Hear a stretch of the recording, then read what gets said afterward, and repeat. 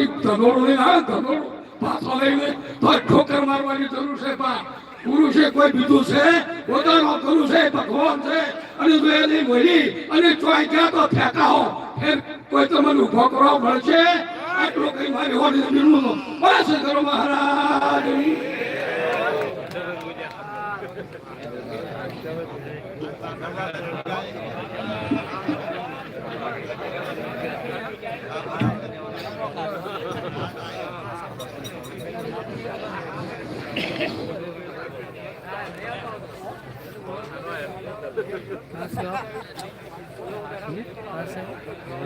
गुरु जी के साथ है।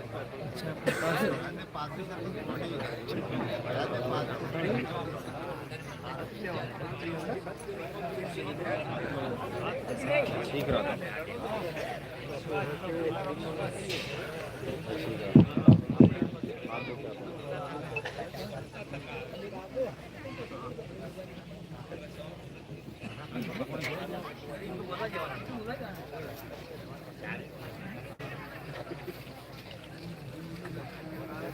साहिब बंदगी सतनाम।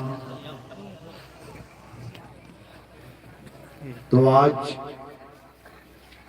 परम पिता परमात्मा बंदी छोड़ सदगुरु की दया से आज पाटन में ये मूल ज्ञान का प्रचार प्रसार होने जा रहा है। बहुत बड़े भाग हैं उन जीवों के जो अपने पूरे जीवन काल में एक बार भी इस मूल ज्ञान को सुन पाते हैं और उससे भी बड़े भाग होते हैं उन जीवों के जो इस मूल ज्ञान को थोड़ा सा भी समझ पाते हैं। क्योंकि सुनना आसान है, आए बैठे घंटा 2 घंटा सुन के घर वापस चले गए, लेकिन इस ज्ञान को समझना बहुत मुश्किल है। ये इतना मुश्किल है कि आप सोच भी नहीं सकते। कबीर साहब ने फरमाया, लाखन में कोई समझ न पई है और कोटि मध्य जानेंगे, कहे कबीर सुनो भाई साधो, हमें बिरले हंस पहचानेंगे। कहते हैं अगर 1 लाख आदमी सामने बैठा हो और ये सत्संग रख दिया जाए सामने, कहते किसी के समझ में नहीं आएगा बात जा कहां रही है, ये बात चल किसकी रही है, ये भगवान है कौन, इस सत्संग में जो परमात्मा बताया जा रहा है वो है कैसा। कहते कोटि मध्य जानेंगे। 1 करोड़ आदमी बैठा हो सामने और ये सत्संग रख दिया जाए, कहते तब जाके कोई बिरले हंस, कोई 20, 25, 60, 100 बंदा ये समझ पाएगा कि बात जा कहां रही है, आखिर महिमा गाय किसकी जा रही है। तो ये वही दिव्य सत्संग है जिसको आज हमने बहुत अच्छे से समझना है, एक एक बात को ग्रहण करना है, पूरा विवेक लगाना है, चिंतन करना है, मनन करना है और सत्य असत्य की परख करके सत्य को ग्रहण करना है। यही हमारे जीवन का परम लक्ष्य है। दुनियावी लक्ष्य तो अलग अलग हो सकते हैं। कोई कहता भाई मेरे जीवन का लक्ष्य ये तो नहीं आज जो आपने बताया है, मैं तो डॉक्टर बनना चाहता हूं। कोई कहता मैं इंजीनियर बनना चाहता हूं, कोई कहता मैं सबसे बड़ा ठेकेदार बनना चाहता हूं, कोई कुछ बनना चाहता हूं। ये तो दुनियावी लक्ष्य हो गए, सबके अलग अलग हो सकते हैं। लेकिन क्या लक्ष्य है हमारे इंसान जन्म होने का। हम इंसान जन्म में आए हैं तो हमारा परम लक्ष्य क्या है।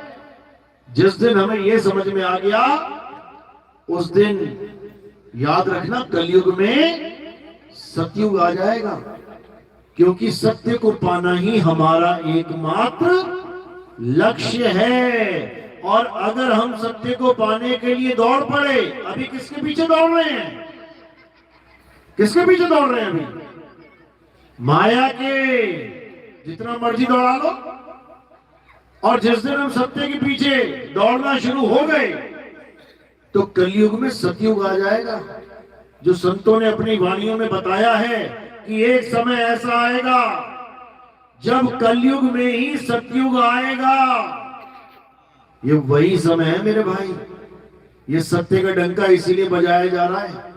ये गांव गांव, गली गली, शहर शहर देश विदेश में इसीलिए बजाया जा रहा है ताकि परमात्मा के जो विवेकी हंस हैं, जो भूले बैठे हैं अभी कि हमें पाना क्या है संसार में आके, उनको जगाया जा सके। उनको जगाना है, और जिस दिन सब जाग जाएंगे युग परिवर्तन हो जाएगा। तो आज का सत्संग इसी युग परिवर्तन पे समझाया जाएगा कि आखिर क्या है युग परिवर्तन, क्योंकि चारों तरफ हल्ला मचा हुआ है।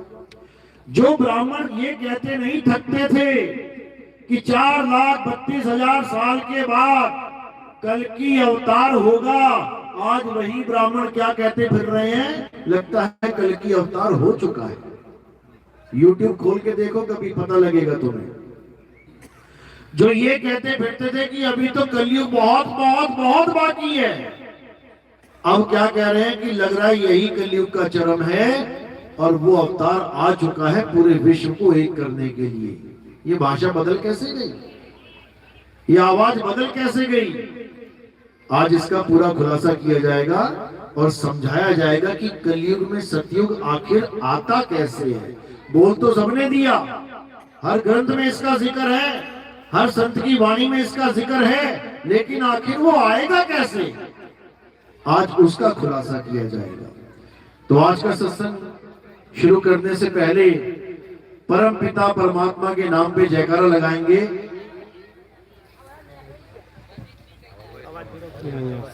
बोलिए परम पिता परमात्मा की, सतगुरु बंदी छोड़ कबीर साहिब की, सभी संतों की, सभी भक्तों की, सतगुरु मदनपति साहिब की, दीवान जवाहरपति साहिब की, सतगुरु राम सेवक साहिब की, सतगुरु वैरागपति साहिब की, कलीनापुर धाम की, सभी संतों की, आए हुए महंतों की, पंडाल में बैठे सभी भगत गणों की, इनके माता पिता की, इनके बाल गोपाल की, इस गांव नगर बस्ती की, आज के आनंद की, सकल हंस को बंदगी, साहिब बंदगी सतनाम। तो कबीर साहब समझाते हैं कि जब इस धरातल पे इतना बुरा वक्त चल रहा होगा, जब परमात्मा के नाम पे लोग एक दूसरे को काट रहे होंगे, मार रहे होंगे, जब परमात्मा के नाम पे संतों ने धंधे बना लिए होंगे, बिजनेस बना लिया होगा परमात्मा के नाम का, जब मंदिरों में गरीबों के लिए अलग, अमीरों के लिए अलग लाइनें लग जाएंगी, जब किसी को किसी पे विश्वास ही नहीं रहेगा, एक पल का भी विश्वास नहीं रहेगा, तब समझना कि कलयुग अपनी चरम सीमा पे है। और तब एक अवतार होगा जिसे हिंदू धर्म में कल्कि अवतार कहते हैं, मुस्लिम धर्म में इमाम मेहंदी कहते हैं, सिख धर्म में मर्द का चेला कहते हैं, ईसाई धर्म में जीसस सेकंड कमिंग कहते हैं, बौद्ध धर्म में मैत्रेय बुद्ध कहते हैं, कबीर सागर में चूड़ामन अवतार कहते हैं, गरीबदास जी की वाणी में निकलंक राया कहते हैं, और भी बहुत से ग्रंथों में अलग अलग नाम से उस अवतार की महिमा गाई गई है। लेकिन कोई ये नहीं समझ पाता कि आखिर वो अवतार है तो है क्या। सबके दिमाग में एक ही फोटो बनी होती है कि अवतार का मतलब कोई शरीर, राम जी का शरीर, हनुमान जी का शरीर, शंकर जी का शरीर, विष्णु जी का शरीर, कृष्ण जी का शरीर, दुर्गा माता का शरीर, ईसा मसीह का शरीर, सब किसी ना किसी शरीर को अवतार मान लेते हैं। लेकिन जो इस संसार का आखिरी अवतार है वो कोई शरीर नहीं है, नहीं है, वो शरीर नहीं है। वो किसका अवतार है? वो आत्मदेव का अवतार है।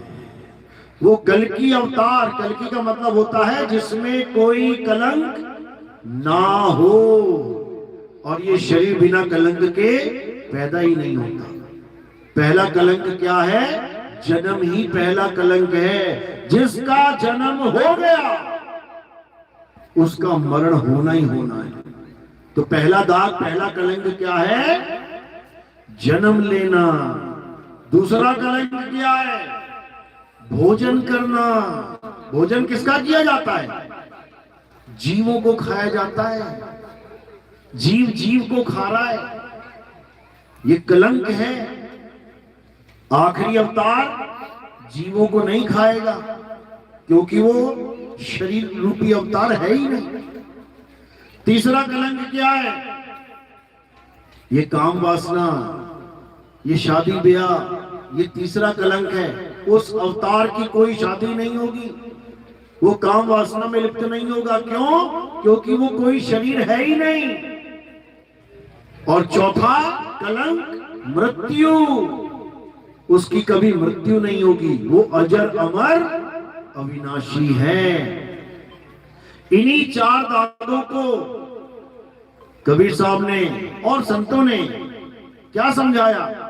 मनुदास जी कहते हैं, चार दाग से सतगुरु न्यारे, अजरो अमर शरीर, और कोई गाडे कोई अग्नि जरावे, खोज न पाया शरीर, जपोरे मन केवल नाम कबीर। देखने में शरीर लगेगा लेकिन शरीर होगा नहीं।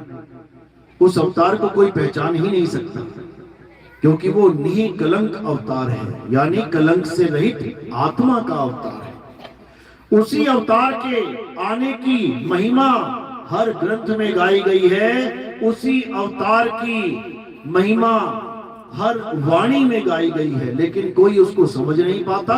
आज भी इंतजार कर रहे हैं कि किसी घोड़े पे बैठ के तलवार लेके वो कल की अवतार आएगा।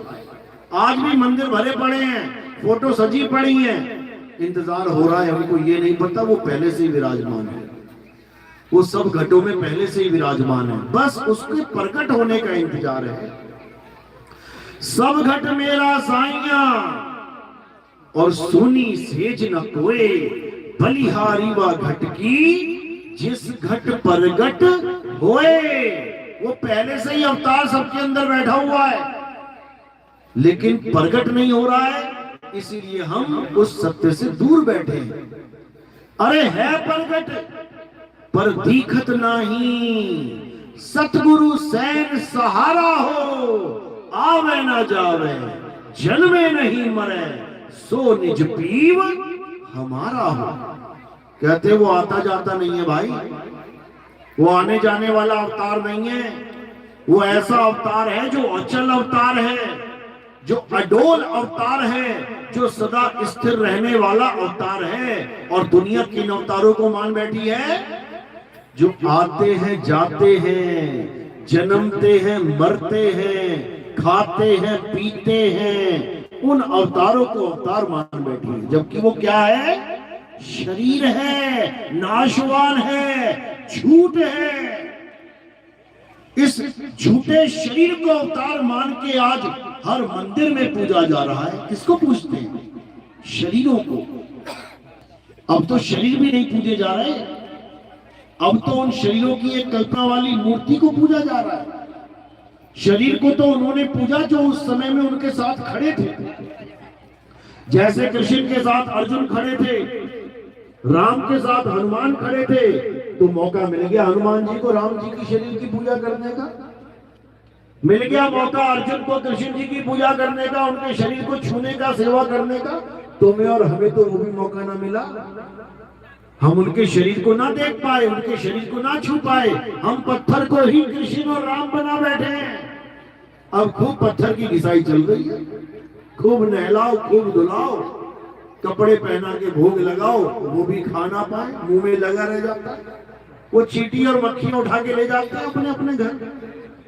तो भाई अब उसको जानो जो इस शरीर से, इस काया से न्यारा है, इन पांच तत्वों से न्यारा है, वो इन गुणों से न्यारा है, वो इन अक्षरों से न्यारा है, वो इन शब्दों से न्यारा है। साधु भाई ऐसा पुरुष हमारा काया माया से है न्यारा। कहां मिलेगा वो तुम्हारे पास है। मोको कहां ढूंढे रे बंदे, मैं तो तेरे पास में, बिल्कुल पास में हूं, लेकिन उसका एहसास नहीं हो पा रहा है, इसलिए पास होता हुआ भी दूर हूं। अरे साहिब का घर दूर है जैसे पेड़ खजूर, और ज्ञानी जन के पास में अज्ञानी से दूर। घर में लगा लिया किसी ने खजूर अपने ही आंगन में, अब बढ़ता बढ़ता बढ़ता 100 फुट चला गया। आंगन में ही लगाए अपने ही घर में, लेकिन 100 फुट ऊपर चला गया और चढ़ना तुम्हें आता नहीं है। लगा आंगन में ही है, लेकिन एक खजूर खाने को नहीं मिलेगी। जैसे खजूर पकेगी, चिड़िया आएगी, ऊपर से उठा के ले जाएगी, और तुम लगाते रह जाओ, पानी डालते रह जाओ खजूर में, खा कोई और ही जाएगा। तो क्या करना पड़ेगा? उस खजूर पे चढ़ने की कला सीखनी पड़ेगी, तब तुम बन जाओगे ज्ञानी। अरे ज्ञानी जन के पास में, अज्ञानी से दूर। और जो ज्ञानी बन जाओगे तो फट से चढ़ जाओगे ऊपर, फिर पक्षी नहीं ले जा सकता। इसी प्रकार वो परमात्मा तुम्हारे पास है, तुम्हारे खजूर पे ही है बैठा हुआ वो, लेकिन तुम्हें खजूर का ज्ञान ही नहीं है। चढ़ना तो बहुत दूर की बात है। ऐसे नहीं बोल दिया साहिब ने खजूर का उदाहरण देके, वो खजूर पे ही बैठा है, लेकिन तुम्हें चढ़ना ही नहीं आता, इसलिए तुम भटकते रह जाते हो, तुम्हें वो वस्तु मिलती ही नहीं है। तो इसीलिए कबीर साहब समझा रहे हैं कि जब तक तुम्हारे जीवन में भेदी गुरु नहीं आएगा, भेदी गुरु का मतलब जो तुम्हें उस खजूर का ज्ञान समझा दे, उस पे चढ़ना सिखा दे, उसके बाद तुम्हें असली ठिकाना, असली घर, निज घर का रास्ता बता दे, वही सतगुरु है। और जो तुम्हें नाम जपवा दे कि गए गुरुजी के पास, गुरुजी मुझे परमात्मा चाहिए, क्या करना है? बेटा जप, राम राम राम राम जप, सोहंग सोहंग सोहंग जप, श्वासों में जप, कंठ में जप, हृदय में जप, नाभि में जप, श्वासों, हर जगह जपवा दिया। तुम्हें क्या जपवाया? अक्षर। और बोल क्या रहे हैं? अक्षरातीत है। बोल रहे हैं अक्षरातीत और पकड़ा रहे हैं अक्षर, बोल रहे हैं शब्दातीत और पकड़ा रहे हैं शब्द। तो कैसे कल्याण होगा? कभी नहीं होगा। इसीलिए कबीर साहब ने समझाया, अरे जाप मरे, अजपा मरे, अनहद भी मर जाए, और सुरत समाए शब्द में, वाको काल न खाए। जाप मरे मतलब ये जो तुम मुंह से नाम लेते हो ना भगवान के, हिंदू है तो राम राम राम राम राम, मुस्लिम है तो अल्लाह अल्लाह अल्लाह, सिख है तो वाहिगुरु वाहिगुरु वाहिगुरु वाहिगुरु, और ईसाई है तो हालेलुया हालेलुया, गॉड गॉड जप रहा है। कहते ये सारे जाप हैं, इन जापों को त्याग दे, छोड़ इसको। जाप मरे, अजपा मरे। अजपा क्या होता है? श्वासों का अजपा जाप कहलाता है। यानी श्वास अंदर गई तो क्या उच्चारण होगा? सो।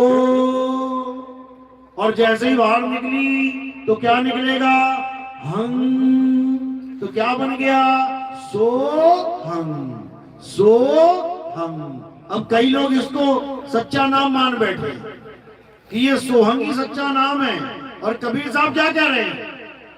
जो जन होंगे जौहरी, लेंगे रत्न बिलगाए, और सोहंग सोहंग जप मुआ, मिथ्या जन्म गवाए।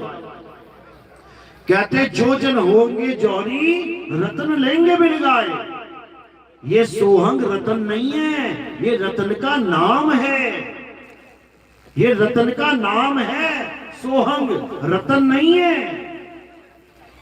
रतन भी लगाना है, यानी रतन को और उसके नाम को अलग अलग कर लो, अलग अलग कर लो। नाम लेके मत आ जाना मार्केट से, वस्तु लेके आनी है।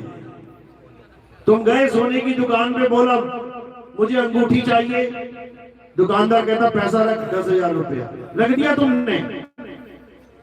अंगूठी देने की जगह तुम्हारे कान में बोल दिया अंगूठी, जाओ घर जाके जपो इसको। अब तुम जप रहे हो अंगूठी अंगूठी अंगूठी अंगूठी, कितने साल जपोगे मिल जाएगी? सारी उम्र जप लोगे ना तब भी नहीं मिलेगी, तब भी नहीं मिलेगी। और जो वस्तु लेके बैठा है वो तुम्हें उसका नाम नहीं देगा कि घर जाके जपना अंगूठी अंगूठी, वो तुम्हें वस्तु लिखाएगा।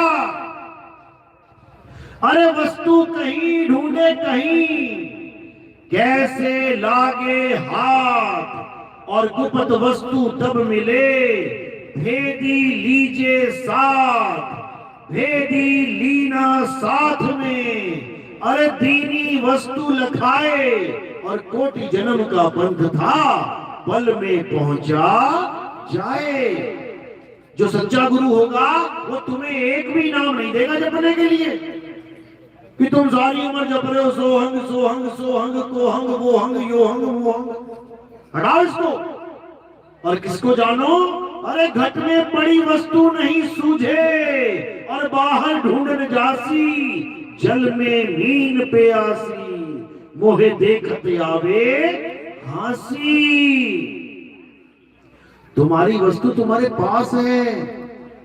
दो प्रकार के गुरु हैं, एक वस्तु देने वाला और एक वस्तु का नाम देने वाला। बच के रहना रे बाबा। पता लगा वस्तु का नाम देने वाला मिल गया, सारी उम्र नाम ही जपते रह जाओगे, फिर तुम्हें वस्तु का भेद मिलने वाला नहीं है। लेकिन मीराबाई क्या कह रही है? पायो जी में नाम रतन, धन पायो।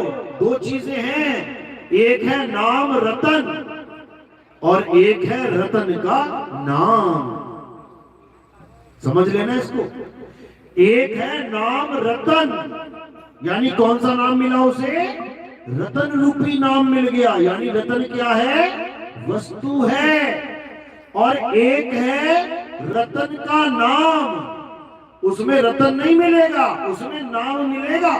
हीरा हीरा हीरा हीरा, पन्ना पन्ना पन्ना पन्ना, मोती मोती मोती मोती। याद रखना, अगर गुरुजी ने तुम्हें कोई नाम दिया है और तुम वो जप रहे हो तो मेरे भाई अभी वस्तु देने वाला गुरु नहीं मिला, अभी वस्तु के नाम जपवाने वाला गुरु मिला। याद रखना, थोड़ा विवेक लगाना पड़ेगा। पहली बार मैंने पहली लाइन यही बोली थी कि लाखन में कोई समझ ना पाई है। ये समझ में नहीं आएगी बात मेरी, ये तब समझ में आएगी जब रोज सत्संग सुनना शुरू करोगे, तब आएगी ये बात मैं क्या बता रहा हूं, तब समझ में आएगी। तो कहने का मतलब है एक सोहम वस्तु है और एक सोहम जाप है। तुम्हें वस्तु का ज्ञान मिला है कि जाप का ज्ञान मिला है, तुम्हें इसको समझना पड़ेगा। सोहम वस्तु का मतलब है जो तू सो हम, जैसा तू वैसे हम। ये तो हो गया वस्तु का ज्ञान। क्योंकि सब घट मेरा साइया, तो सब घट में जब विराजमान है तो एक सा ही होगा, एक सा ही होगा। एक कुएं में से 100 घड़े पानी निकाल के तुमने रख दिए तो 100 कुओं का जो पानी है और 100 घड़ों का जो पानी है वो सब एक ही होगा, अलग अलग तो नहीं हो सकता। तो जब सब एक ही है तो क्या बन गया? जो तू सो हम। ये वस्तु का ज्ञान है, इसमें नाम नहीं जपना पड़ता कि सोम सोम जपना पड़ेगा। इसमें वस्तु का ज्ञान है, वस्तु के नाम का नहीं। और अगर नाम जप रहे हो तो फिर अभी वस्तु का ज्ञान नहीं हुआ है। बस दो ही चीजें, वस्तु या वस्तु का नाम, दो ही चीजें हैं। वस्तु सत्य है और वस्तु का नाम असत्य है। बस दो ही चीजें हैं। हीरा सत्य है इसलिए करोड़ों रुपए का आता है, और हीरे का नाम असत्य है इसलिए बच्चा बच्चा बोल देता उसको हीरा। लो, भिखारी भी कह रहा है हीरा है क्या तेरे पास? नहीं, नाम है, नाम है मेरे पास, हीरा वस्तु नहीं है।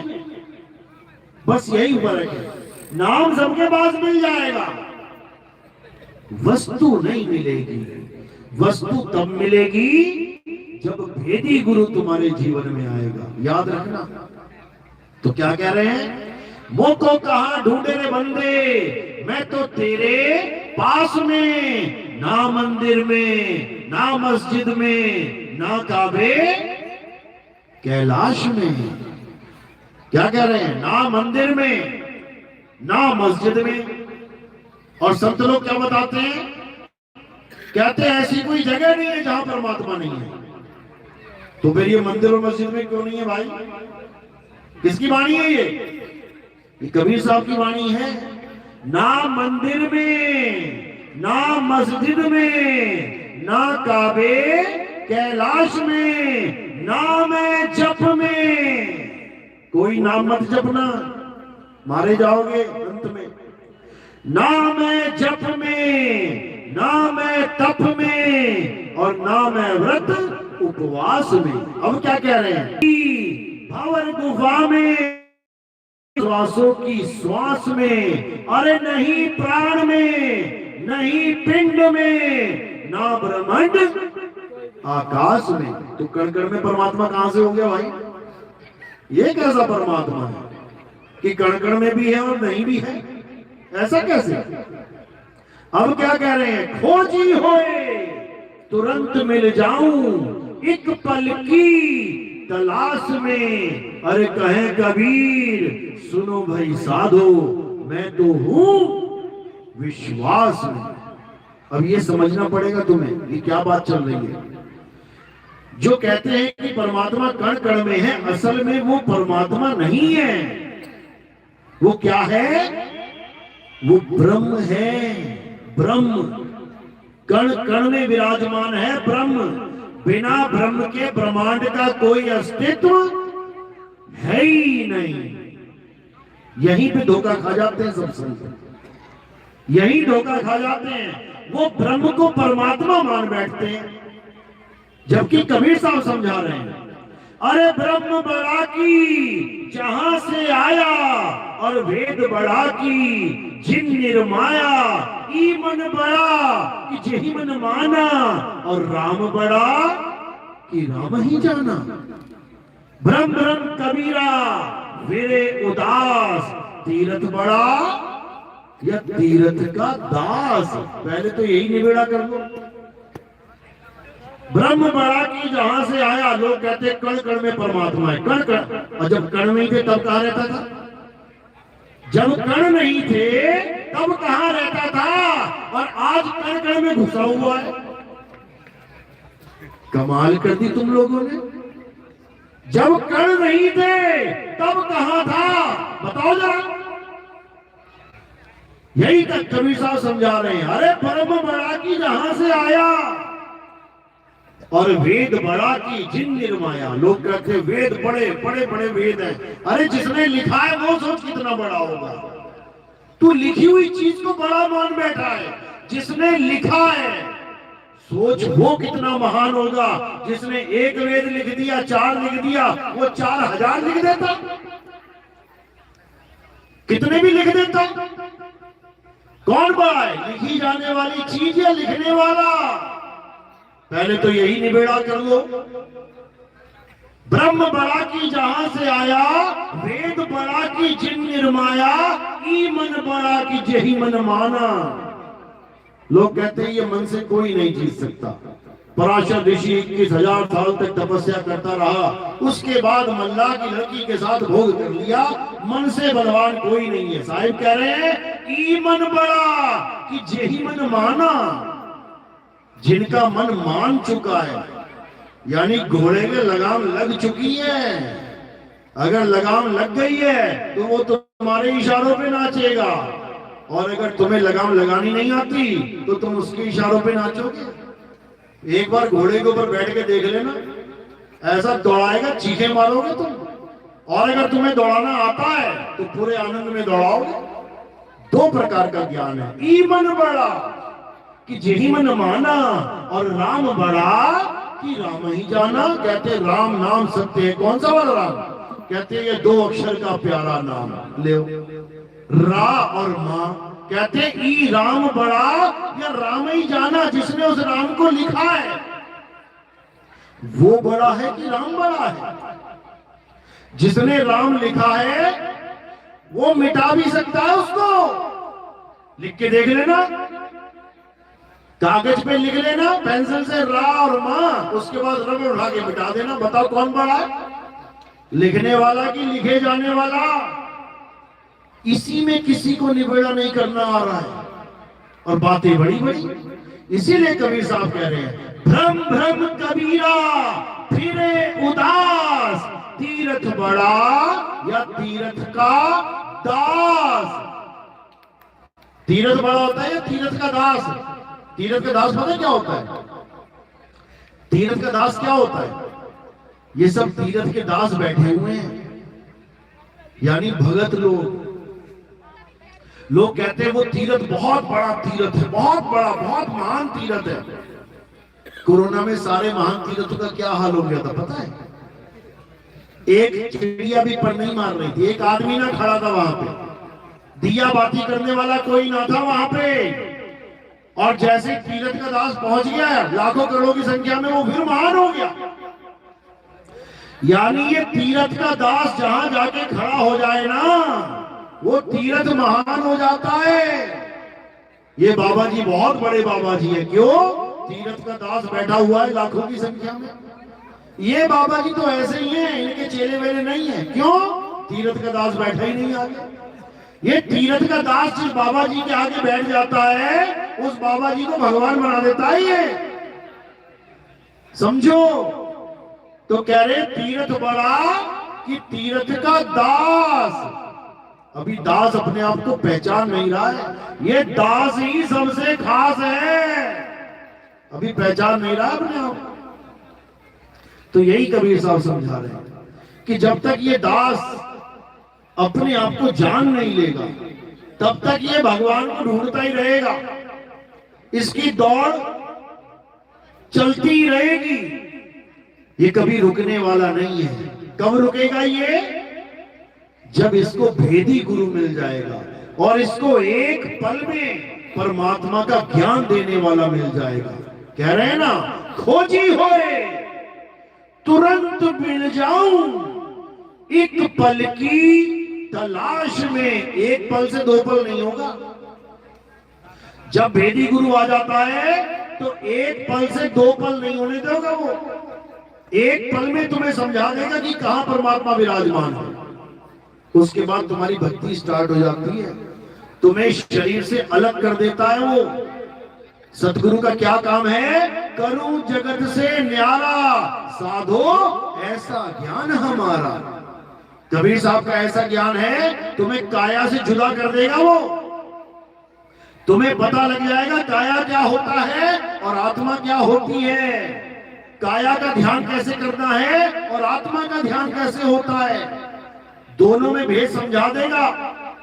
यानी पंखा कैसा होता है और करंट कैसा होता है, दोनों का ज्ञान समझा देगा। पंखा लोहे का होता है और करंट लोहे का नहीं होता, ऐसा ज्ञान समझा देगा। लेकिन तब कहते गुरु हो पूरा और चेला हो शूरा। जब विवेकी चेला विवेकी गुरु की शरण में आता है, ये तब घटना घटती है।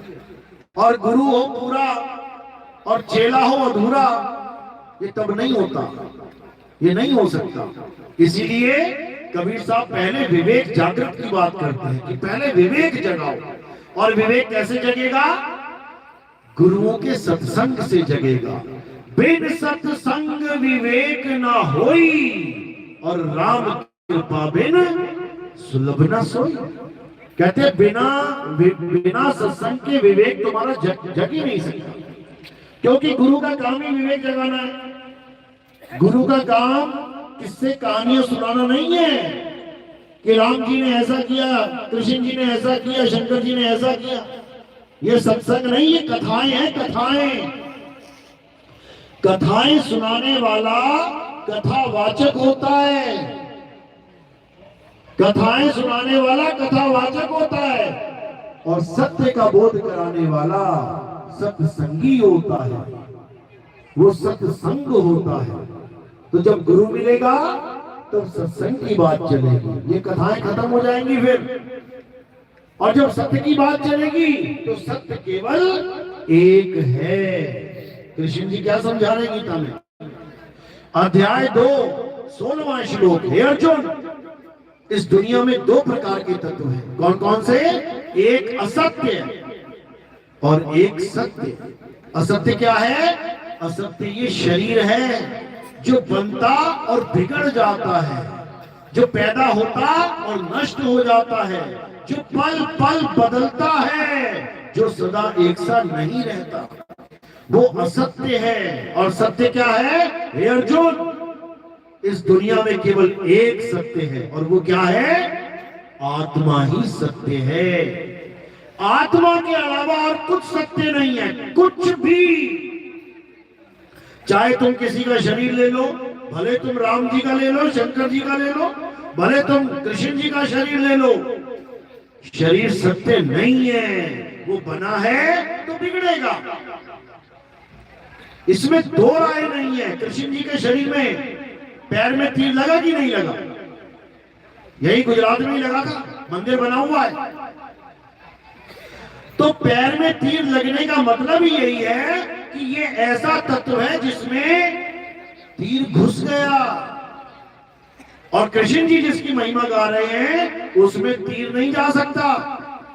नैनम छिन्नन्ति शस्त्राणि नैनम दहति पावका न चैनम क्रोधम तापे न शुष्यति मारुता। हे अर्जुन, इस आत्मा में ना तो कोई शस्त्र अस्त्र वार कर सकता है, काट सकता है।